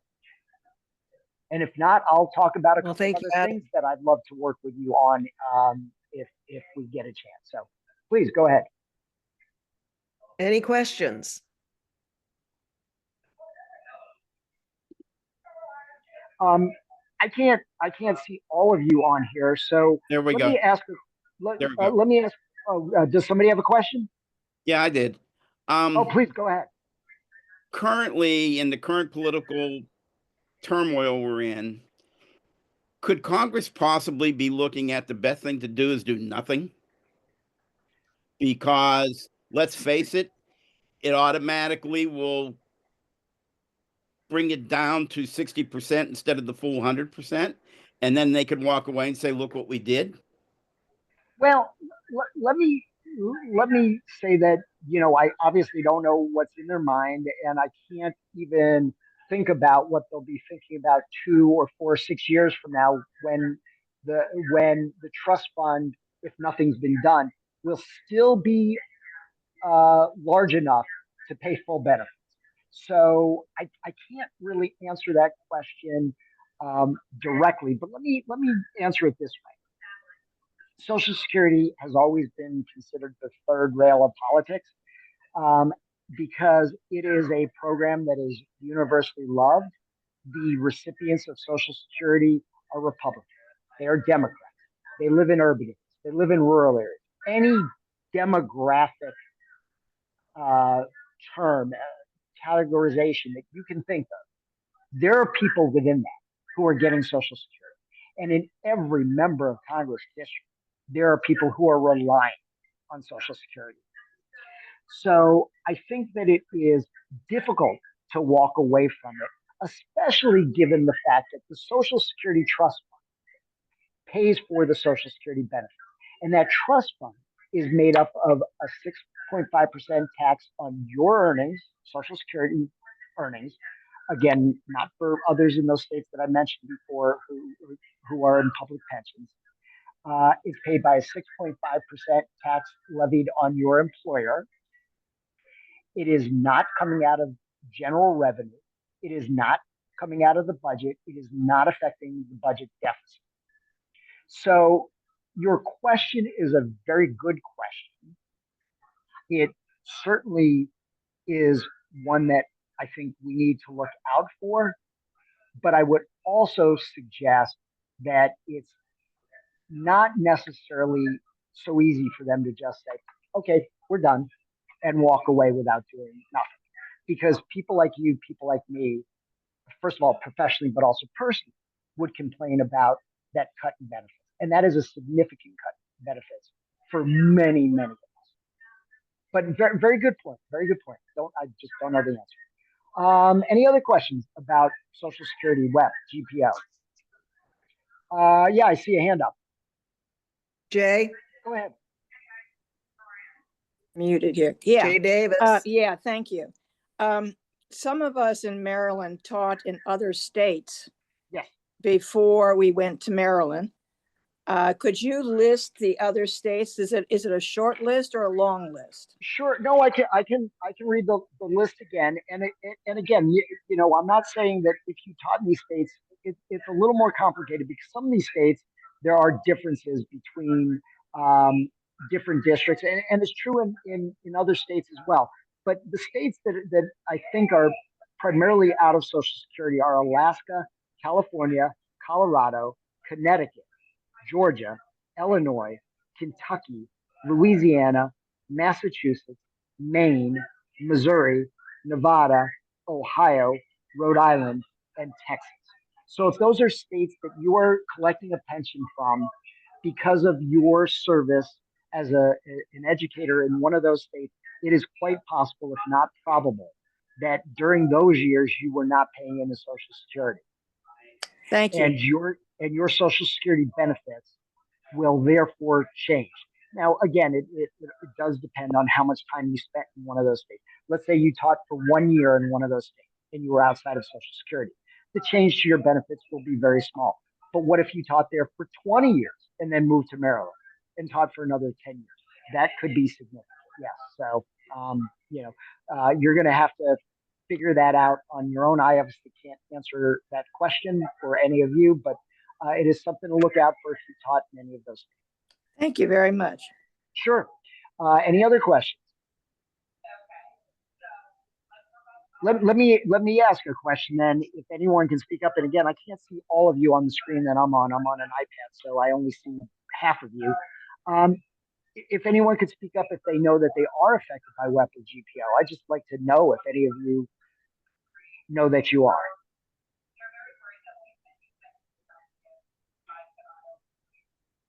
It doesn't appear that I am. I'm not a teacher, but I'm impacted. Well, my friend Martin, it's From good Illinois. to see you, Martin. Yeah, yes. Well, I know you've been around a little bit. So yes, and I should have said that it may not be your time in another state teaching. You might have done something else before you came to Maryland to teach. So there you go. And I see Tammy just put a message up that state police are affected. And again, that's why I say it's a little bit more complicated than just listing states, because there are states that I didn't list, but there are public employees in those other states that are covered. So it is a little bit of a confusing situation. And you know, so for all of you, it will either affect you individually or not affect you at all. If you've been in Maryland this whole time teaching, you're not affected, and that's great. You don't have to worry about anything. And the rest of us, you know, what we're looking towards, again, is the solvency of the Social Security Trust Fund in this context. There are obviously other concerns that we have. So, you know, and it looks like I've got about a minute left. I'm going to ask if anybody else got a question, then I'm going to put in a real quick plug for something.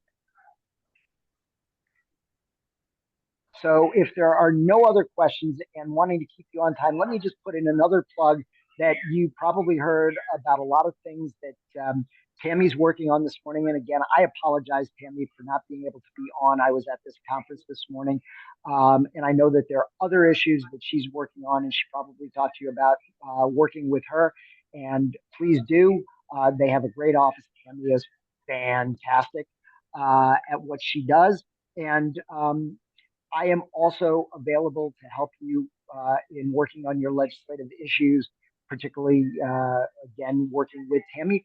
But if there's other issues that AARP Maryland aren't involved in, I'm also happy to talk to you about those.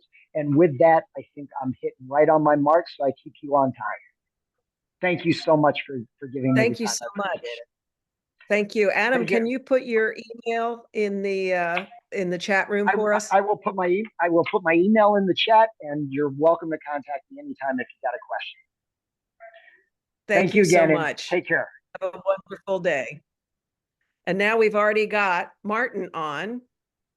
Martin, you don't know me. I'm Betty Weller. I'm the president of the Maryland Retired School Personnel Association. Wanda was not here, so I'm supposed to welcome you. Welcome. And the floor is yours. Great, thank you. I guess I can give a brief introduction. I've been with the retirement system now for it's getting towards 4 years. That's after a little more than 4 years in Illinois, which is why I have that extra pension that's subject to the windfall elimination provision that Adam was talking about. And before that, I was a deputy state treasurer before I left to go to the private sector, then come back into pensions. So, brief introduction. And today I want to talk a little bit about. I think I've spoken to a lot of these groups who did a lot more of this in Illinois than I do here, because there were many retiree groups, and they all wanted to hear, how's the system doing? Are my paychecks going to keep coming? And the problem was, this is when we're doing things in person. We'd always do it after a big lunch, and I'd tell everyone that everything's secure. Your all the contributions have been made, and your pension's secure. And then there'd always be a good percentage of people who would fall asleep in the crowd after lunch. So I hope I won't not be at least I'm before lunch with this group, but I'll try not to put you to sleep by talking about numbers. But first, I do want to start just to assure everyone that the system is strong. We're on pace to be fully funded by 2039. There are fiscal challenges, and I'm sure you've all heard about them. I believe the comptroller was speaking to you this morning. I'm sure she explained some of those. But we're 75% funded right now. It's a little less funded than we were a few years ago because things don't always go in one direction, right? The path to success is not a straight line. That's the same when we're trying to manage pensions. But the reason why I feel so good about where we are, even though there's financial challenges, is that we have a lot of protections in place to make sure that we're going to remain fully funded and that we're going to get to our end goal.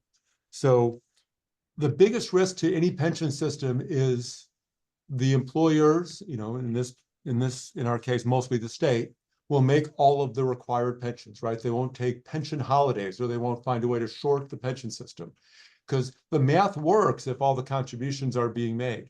And if something happens, if we have a year of investment returns that aren't as strong, or we have assumptions that change, as long as we adjust the contributions coming into the system and we stay and do what the actuaries say and we stay on track, then we're going to get to our final goal and be fully funded, and the system will be sustainable. If we start getting cute, like I understand in Maryland, it wasn't getting cute, but they did the corridor funding method was something that I understand was supposed to be a little bit better than just paying what you owe when you owe it.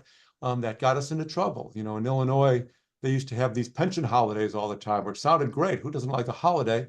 And then let them give a lot of money out to for other services and just kick the can down the road. And that came back, and that's why it's one of the worst funded systems in the nation. So if we make sure we have the guardrails and we make sure that employers' contributions are as level as we can, then we're going to be able to make sure that employers are paying what they need to pay in the system, and that's what's going to protect the system.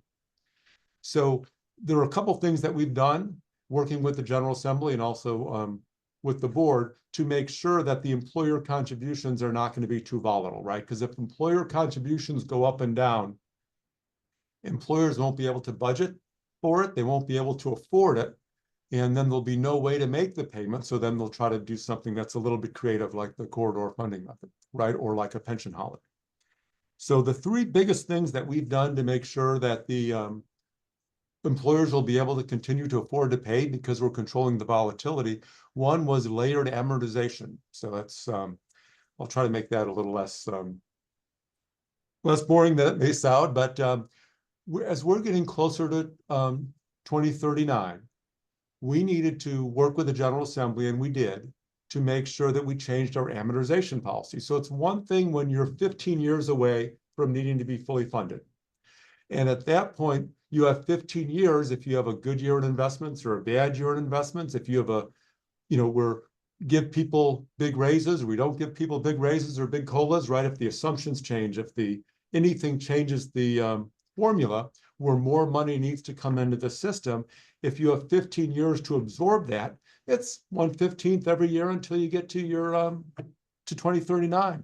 But as we were getting closer than 15 years to 2039, which we are now, we had to do a different amortization plan. Because if you can, let's say something happens that costs the system $10 billion. It's not a crazy idea for the market to have a horrible year and to cost $10 billion or more. There's no way for employers, if you're a couple of years away from being fully funded, to absorb a $10 billion or a $20 billion hit in 2 years. The state's simply not going to have those extra billions of dollars to put in the system. So that's when the system breaks down. So this layered amortization plan, what it does is any shocks to the system between now and 2039 will get its own 15-year, usually 15 years, there's different lengths of period of time for different types of shocks to the system. But let's, for purposes of argument, let's call it 15 years. So let's say we're 5 years from 2039 and we're 5 years away from being fully funded and being totally taking care of the unfunded liability that we've been working so hard to take care of. If something happens to the system, then that shock will be amortized over 15 years.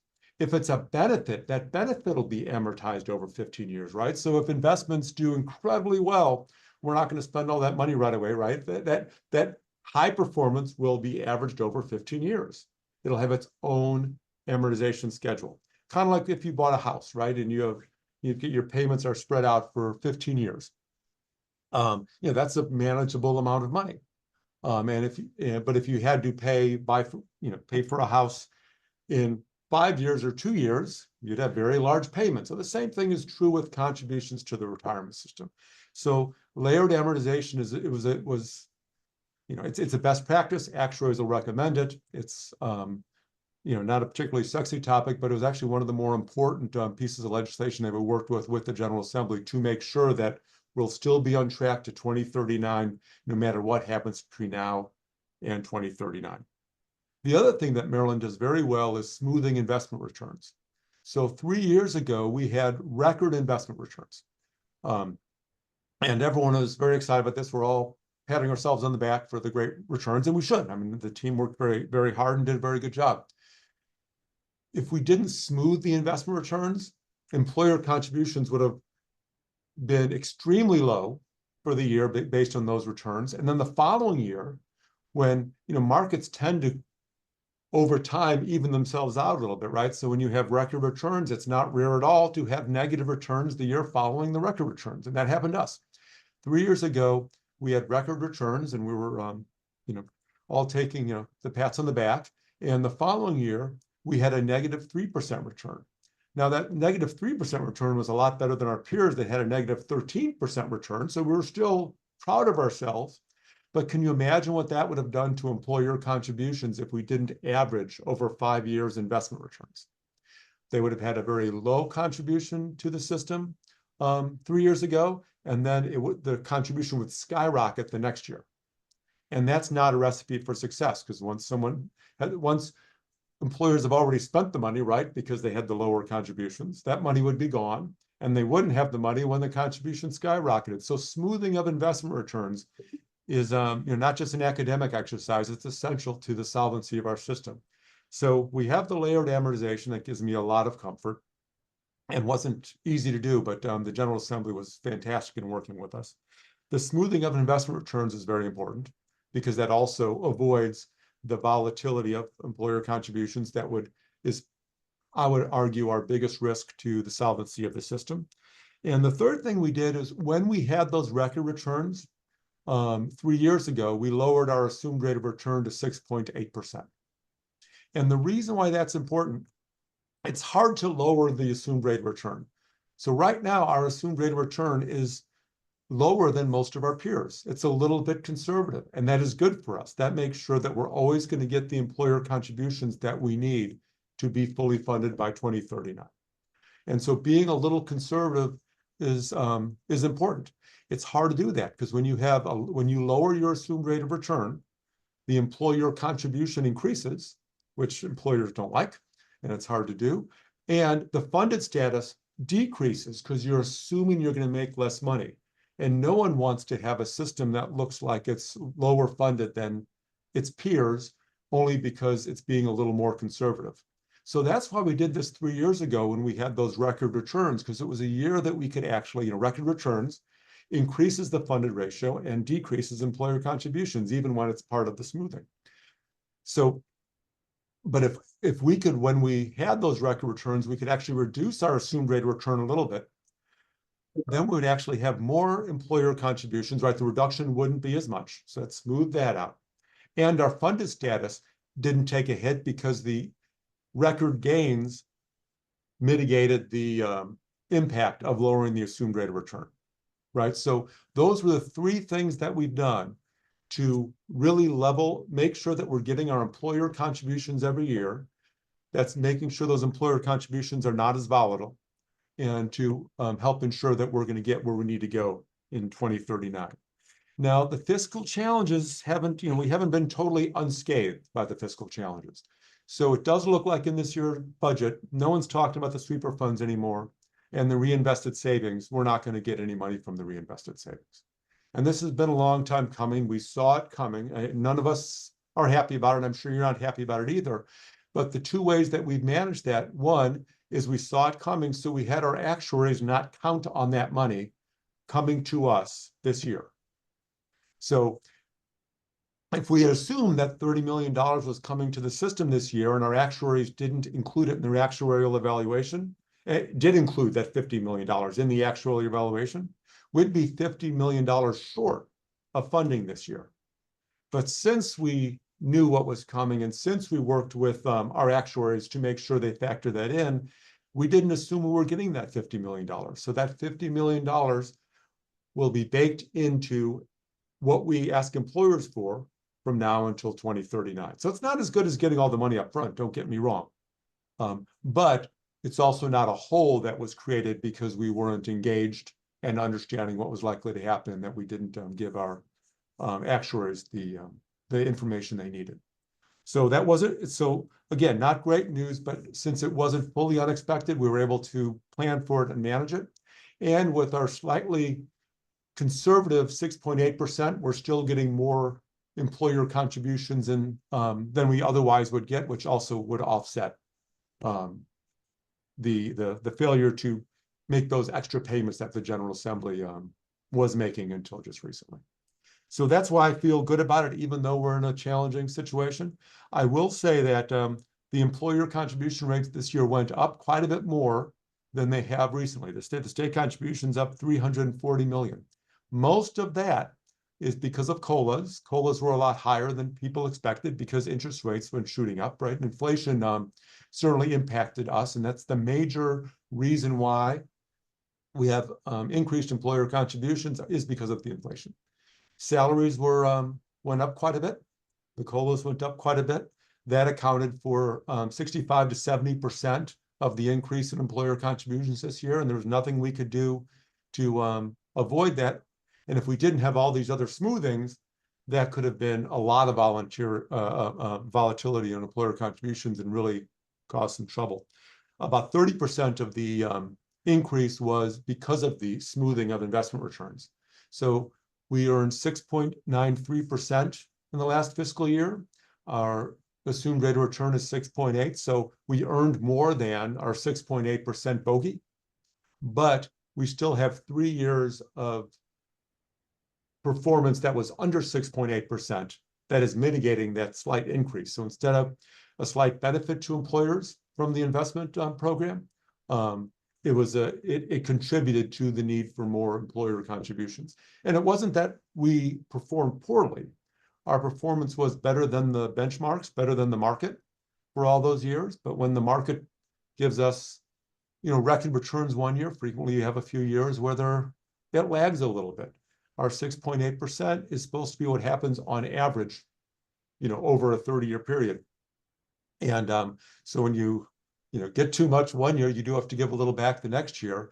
And that smoothing helps us, but right now it's helping us in the wrong way, right? Because we're still absorbing some years where we didn't quite make 6.8%. Not a lot.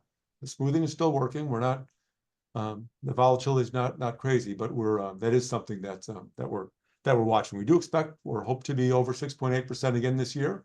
And every year that we are, then another year drops off of the 5-year average for the returns, if that makes sense. And I can answer any questions about this. I know I'm getting a little bit in the weeds.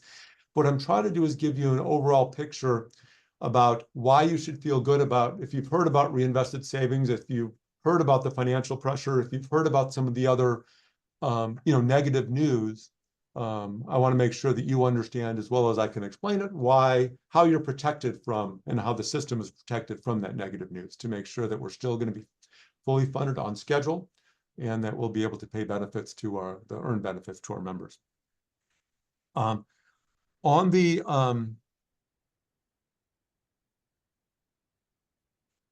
the topic of the investments, I do want to make everyone aware, part of what we do also is figure out, so one of the most important roles of the board is to figure out asset allocation, right? So we've done very well relative to our benchmarks in terms of our returns.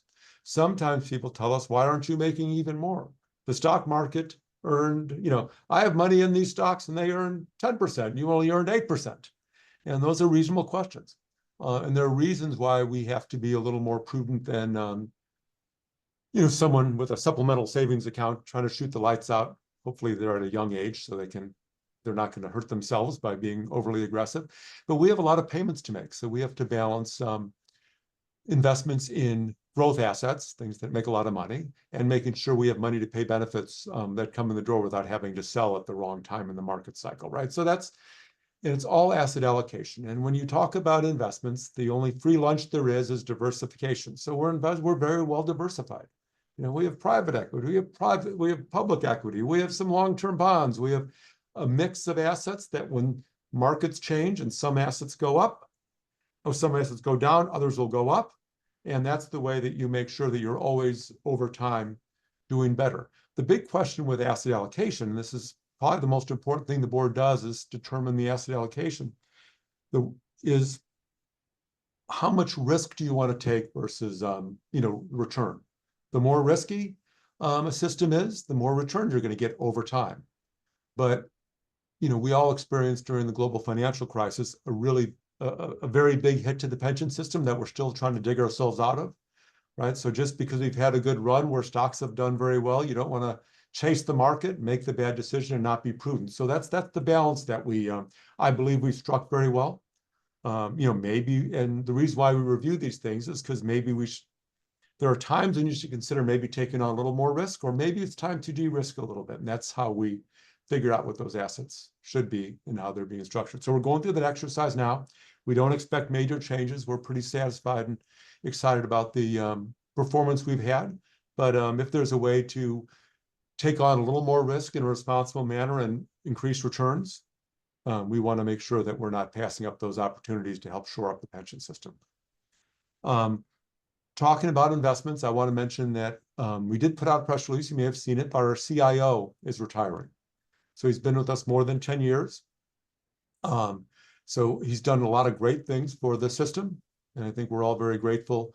Before he got here, we weren't doing very well compared to our peers in terms of some of our investments. We've really turned it around. We've brought a lot more assets internally in terms of internal management, which is cheaper, more effective.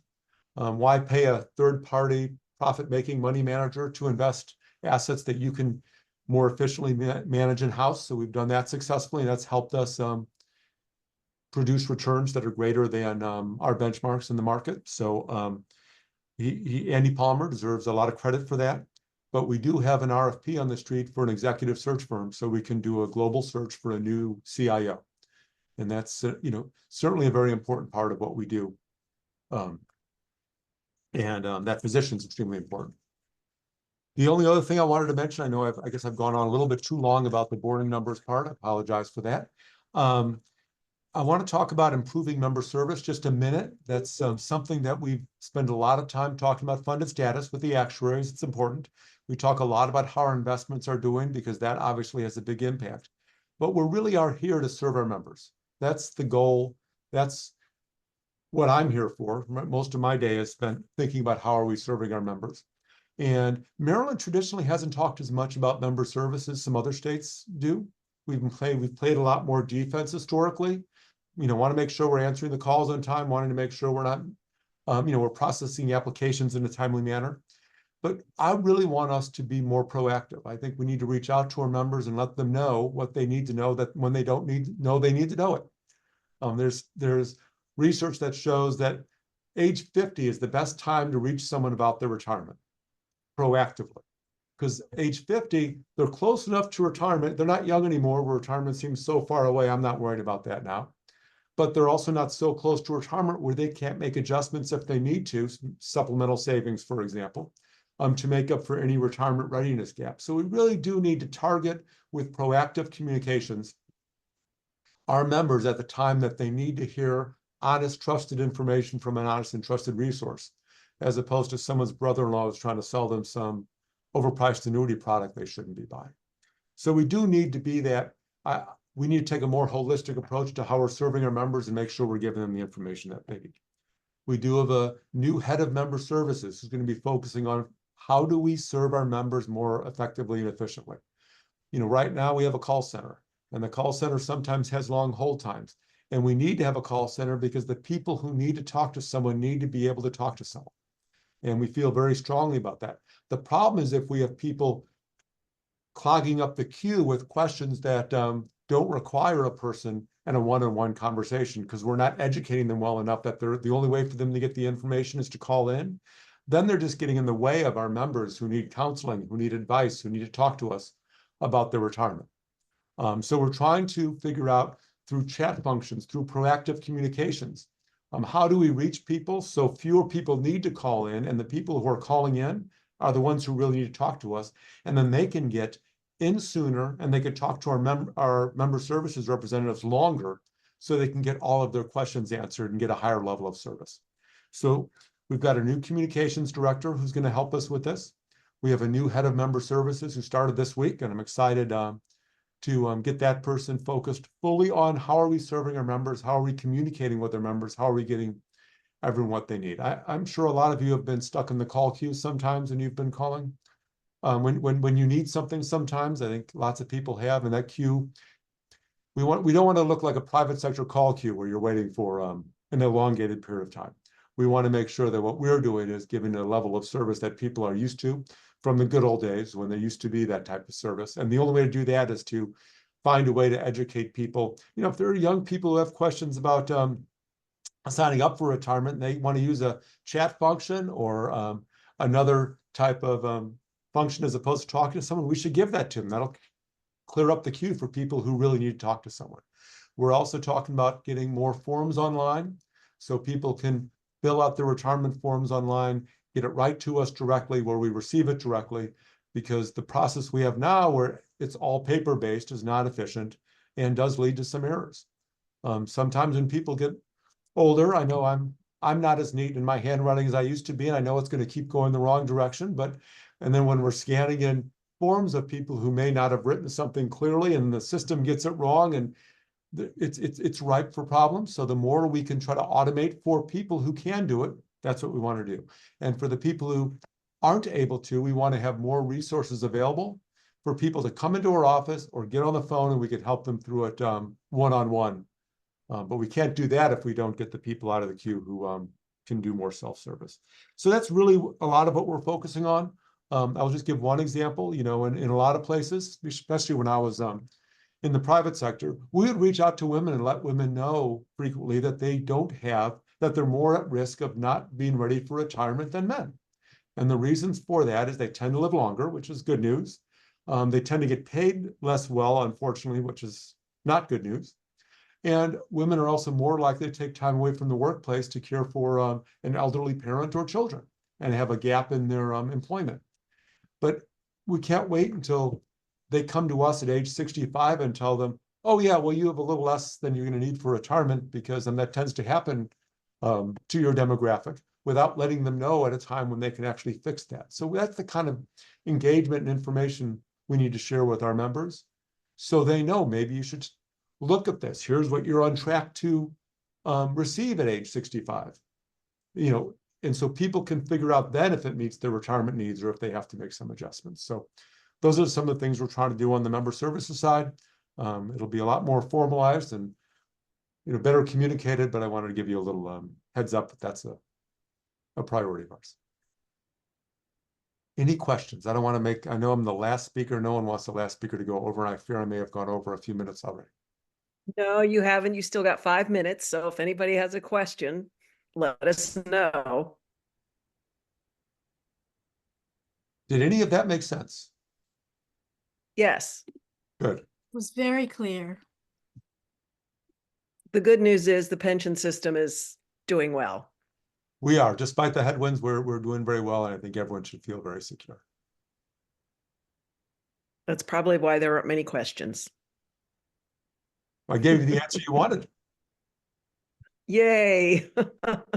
Well, Martin, if there are no questions, Virginia, do you have a question?